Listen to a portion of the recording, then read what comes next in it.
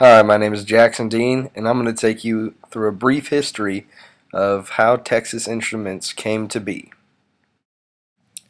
Texas Instruments did not start off called Texas Instruments. In fact, it started off called Geophysical Services Incorporated. This company was started in 1930 by Eugene McDermott and Doc Karcher. The original idea for this company was to find and excavate oil. Um, And what they did was they used a new sort of technology called reflection seismology. Basically, this was just using dynamite blast to measure waves into the earth.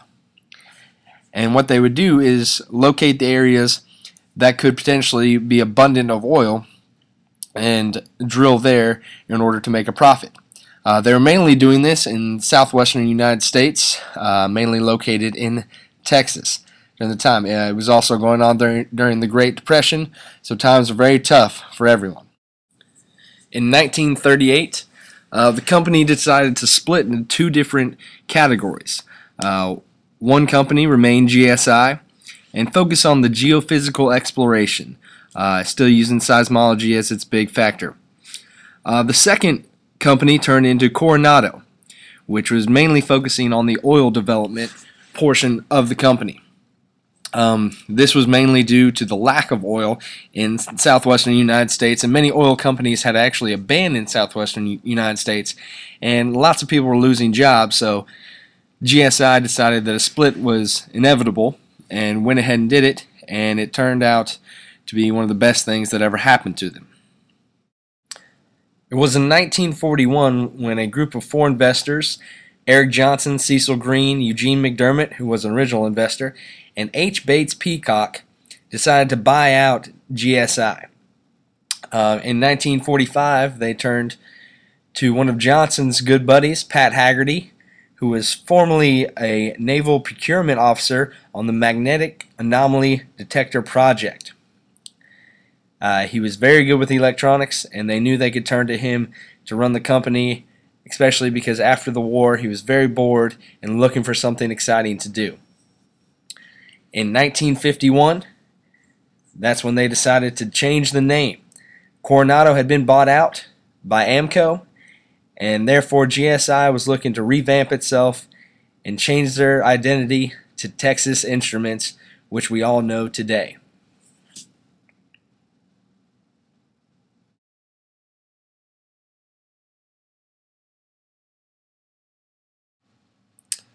It was the 1950s that brought in new ideas and inventions to Texas Instruments, sparring off the new presidents and the new name change.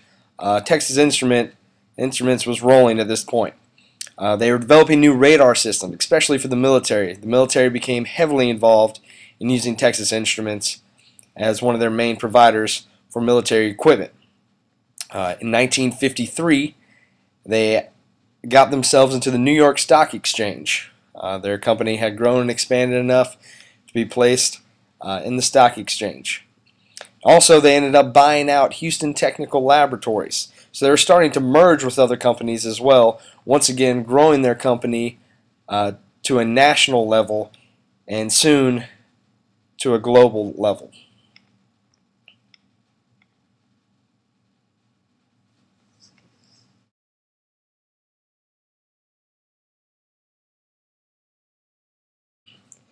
It was the late 1950s that Texas Instruments really began growing their company on a global level.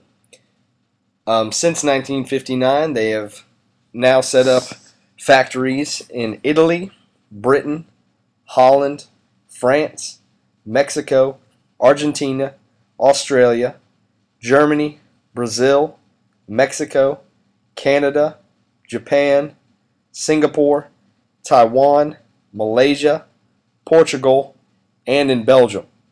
And they still continue to grow today. They have become a worldwide power, especially in consumer electronics nowadays, but also in the military as well.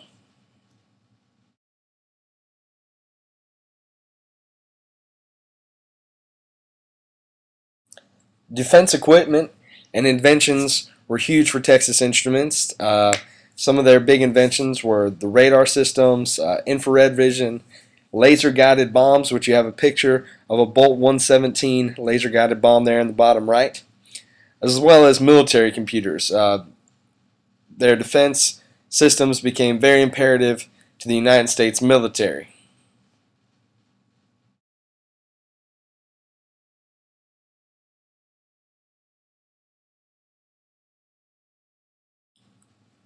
Other inventions include the consumer inventions in electronics. What most people usually think of when they think Texas Instruments, they think handheld calculators. The smart calculators, the graphing calculators, all types of different calculators are what they're mainly known for. But also they were the first company to develop a speech synthesizer. One in particular that rings a bell to a lot of people is the Speak and Spell, which was actually used in the movie E.T. They're also known for many different types of computers and processors, and they continue to build today, and they will continue to keep building in the future to make our lives a whole lot easier.